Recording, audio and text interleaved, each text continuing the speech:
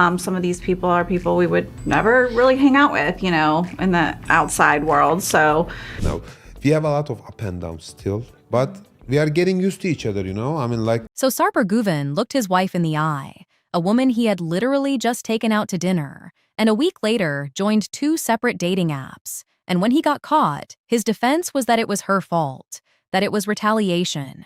And then Shekinah pulled out a photo of the 2 of them at that restaurant, time-stamped 1 week earlier, smiling like a couple that was trying, and she posted it for the entire internet to see with a caption that ended in a single word that tells you everything you need to know about this relationship. We are going to get to that word. But first, let's get you fully caught up, because this story has more layers than anything else happening in the 90-day universe right now. And if you've only seen the headlines, you are missing the part that actually matters. Hey, welcome back. If you're new here, this channel covers 90 Day Fiancé, all the spin-offs, and all the off-screen chaos that TLC doesn't get to film. And today, we are deep in the Shekinah and Sarper saga, because in the last 72 hours, this situation has completely exploded. By the end of this video, you're going to understand exactly what that dinner date photo means, why the word I mentioned is so important, and what is actually hanging over Sarper's head that nobody in the mainstream coverage is talking about. Let's go. Okay, so let's start from the beginning for anyone who needs a refresher, because this couple's full history genuinely matters for understanding why this week hit the way it did. Shekinah Garner is an esthetician from Los Angeles. Sarper Güven is a personal trainer from Istanbul, Turkey. They met during a trip Shekinah took to Turkey, and by most accounts, the chemistry between them was immediate and intense. TLC's own description of them when they first appeared on 90 Day Fiancé. The other way called the connection off the charts. 2 days into knowing each other, they were apparently head over heels. Now, Sarper came into this relationship with a very specific history.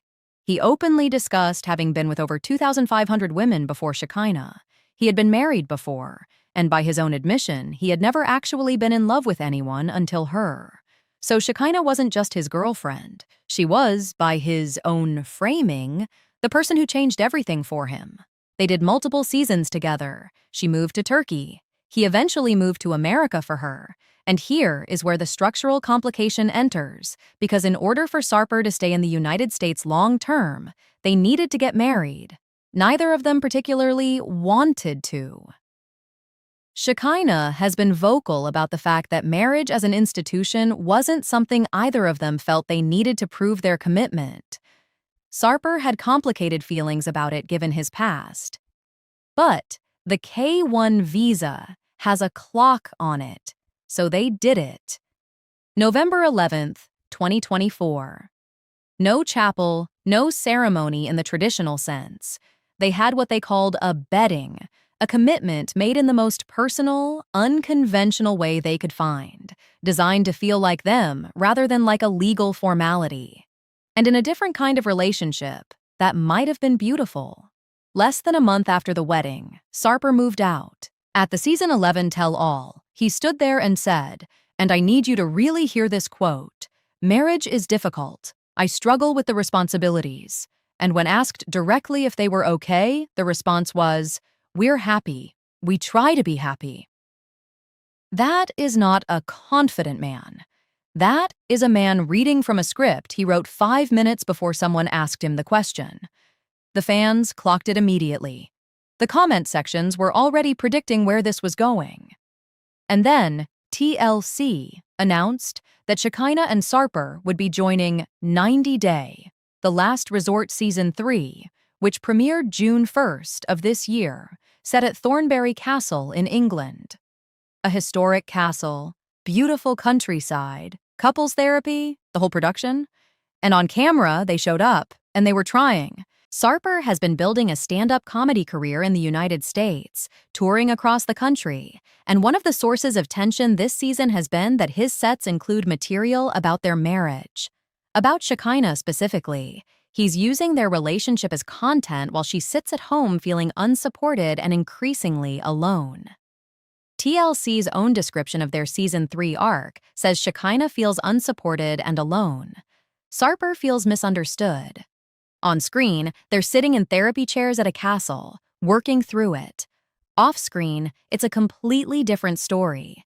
And it starts with an Instagram story. Now, before I get into what happened this week, I want you to hold on to something. Because it's going to matter later. The word I'm going to tell you about at the end of this breakdown is in a caption Shekinah posted, and the reason it's significant is that it changes the entire context of everything you're about to hear. Keep that in the back of your mind. We're getting there. So, sometime in the last week or so, Shekinah posts on her Instagram stories that she is, quote, ready to be someone's prize. Now that's not a breakup announcement. That's not a filing for divorce. That's a woman asserting her worth, saying that she is valuable, that whoever gets her should treat her like the gift she is. That's it. And Sarper's response to his wife posting that she has worth? He joined Tinder. He joined Bumble. 2 apps. Simultaneously. Screenshots surfaced on the Instagram account 90-Day Fiancé update, and fans immediately recognized him. The profile pictures were confirmed as his, and the internet, predictably, lost its mind. Now, here's where most of these stories stop. Man gets caught on dating apps while married. Drama ensues. But this is where it actually gets interesting, because Sarper did not deny it. He confirmed it in the comment section himself, which, honestly, the audacity of that move I almost respect on a purely chaotic level, because he chose the most public possible forum to explain his reasoning. And his reasoning was this, quote, the moment she posted that she is ready to be someone's prize, I opened it. I don't want to talk about this or go dirty, but we are not married in mind or heart anymore, just on paper a little bit more, so leave me alone. So let me translate that. His wife posted that she has self-worth. He reacted by getting on dating apps, and then publicly claimed the marriage is already over emotionally, while also saying he doesn't want to talk about it. In a public comment, on an Instagram post that went viral, he reportedly deleted the profiles afterward and acknowledged that he should not have created them before they were officially separated. But acknowledging something and understanding it are 2 different things. And the acknowledgement came after the damage was already done. Now, Shekinah could have responded with paragraphs. She could have gone on a live stream. She could have called someone and cried. Instead, she posted a photo. 1 photo. Of the 2 of them sitting at a restaurant together, smiling, looking for all the world like 2 people who were on a date. And the caption read, on a date with my husband 1 week before he joined his precious dating apps. Again. 1 week. They were literally on a dinner date together 1 week before he created those profiles. And the word again tells you that this is not the first time she has had to navigate him doing something like this, while they were still very much together. That 1 word contains years of history. That 1 word is the receipt. And it is devastating. Shekinah followed that post with more because she wasn't done. She posted, I'm so stupid sometimes. And then, so I guess that week together was just a technicality for him. No mind or heart present anymore. And then the message that I think is the most important thing she said in this entire saga. Cool, Sarper. Just don't beg for me back ever again since you just blew it when I give in. Read that last part again. When I give in. She has given in before. She has been through this before. She came back before, and he did something that made her feel like coming back was a mistake. She is not a woman who is being blindsided by who Sarper is. She is a woman who has seen who Sarper is multiple times and kept choosing to believe the next time would be different. And this is the moment she is publicly saying that the pattern ends here. But wait, because there's more, and it's worse. Because while all of this is happening on social media, Shekinah is also watching the most recent episode of The Last Resort, which aired Monday, June 23rd. And in that episode, as part of one of the therapy exercises the show does, and The Last Resort loves these kinds of exercises. They've done them in every season. Sarper ends up paired with Paula Mayfield for an activity that Shekinah describes as an adult-themed therapy exercise. Sarper's partner for this exercise is not his wife, it's Russ Mayfield's wife. and Shekinah watched this happen on television. She posted, "Out of respect for my husband, I declined answering inappropriate questions and playing inappropriate games with other women's husbands on this show. Yet, here is my husband willing and ready to do anything and everything he's told." Now, to be clear, these exercises are standard the last resort content. They've been doing stuff like this since season 1. And Paula didn't choose to be paired with Sarper either. That's a production decision. But Shekinah's point isn't really about Paula as a person. Her point is about the contrast. She restrained herself during filming out of respect for Sarper. He did not extend the same courtesy to her. She watched her husband, on national television, participate enthusiastically in couples exercises with another woman while she was declining to do the same with other men, and she had feelings about it. She posted, "This isn't a jealousy issue, because I could never be jealous of someone like her. This is a respect issue." That remark took off, and a lot of people had opinions about it. And fair enough, Paola didn't do anything wrong here. But I think most people understand where that came from emotionally, even if the word choice was rough. This is a woman watching her marriage fall apart in real time on a TV show that was supposed to help fix it. The frustration is going to come out somewhere. And then Shekinah made an announcement.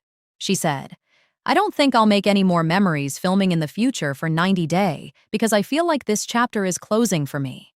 I'm going to move on with my life, and I don't want this to define me. It doesn't define me." She also said, and this is very real, for all the people that have 90 Day in their handle on social media, like, "Ew, I'm so sorry for you." Which is a very specific kind of exit statement from a woman who is closing a door she's kept open for a long time. She said she loves herself more at the end of the day than she loves any one person, that she's setting an example for her daughter, that she's given him so many chances, that the pattern of broken promises and failed attempts to revive the relationship ends here. Now, here is the part that the articles are mostly glossing over. Sarper Güven is still legally married to Shekinah, and he is currently living in the United States, touring as a stand-up comedian, building a life here. The K-1 visa process and the marriage he entered into with Shekinah are what gave him the legal standing to be in this country. If they officially divorce, there are real immigration questions that follow him.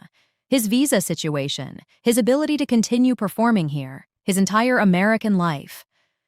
All of that is in some way connected to this marriage that he publicly described as dead in mind and heart in an Instagram comment.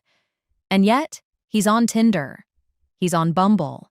He's making comedy sets about his marriage. He's behaving like a man who has decided the marriage is over while simultaneously depending on it to stay in the country. Let's go back to that dinner date photo one more time, because I keep coming back to it. They were sitting at a restaurant together 1 week before those profiles were created. What was that dinner? Was it an attempt to reconcile? Was it a habit? Was it two people who are genuinely still emotionally entangled even as they're publicly imploding? And then 7 days later, he's on a dating app, telling the internet he is not married in mind or heart anymore. That is the gap Shekinah is pointing to with the word, again. The gap between what happens privately between them and what Sarper is willing to say publicly. He will privately come back to her. He will go on dates. He will send those DMs she shared, messages she posted without responding to, that tell a story about a man who is not as checked out as he claims. And then, the moment she reasserts her worth publicly, he blows it up. Here is my honest take on this. Sarper is not a man who wants to be in this marriage, but he also doesn't want to lose Shekinah. Those two things are in direct contradiction, and the result is a cycle where he pushes her to the edge, she reasserts herself, he punishes her for it, she comes back, and the whole thing resets. The retaliation framing for the dating apps is the tell. A man who genuinely believes his wife posting that she has self-worth is a sufficient reason to join Tinder, is a man who will always find a reason to do exactly what he was going to do anyway. He just needed a justification he could point to, and Shekinah's post gave him one. And to her credit, she has done something this week that she hasn't always done, which is refuse to be quiet about it. She posted the receipts, she gave us the timeline, she said out loud what the pattern looks like, and she told him not to beg for her back. Whether that sticks is a different conversation. But the fact that she said it publicly, on record, in a way that she knew would reach him, that's something. The comment question I want to leave you with is this: Sarper's retaliation defense, joining 2 dating apps because his wife said she has worth. Is it the worst excuse in 90-Day Fiancé history? Because I have been watching this franchise for a long time, and I have heard some truly unhinged logic from some truly creative people. Does this crack the top 5? Drop your pick for the worst 90-day excuse ever in the comments, because I genuinely want to know what you think takes the title. And if you want to see where Sarper lands when I rank every single husband on The Last Resort Season 3, from least embarrassing to historically unhinged, and I promise you the list is not close, that video is already up on this channel, and you will want to see where he ends up. Go watch it. And if you haven't subscribed yet, now is genuinely a good time, because this season is only getting messier, and we are going to be here for every single second of it.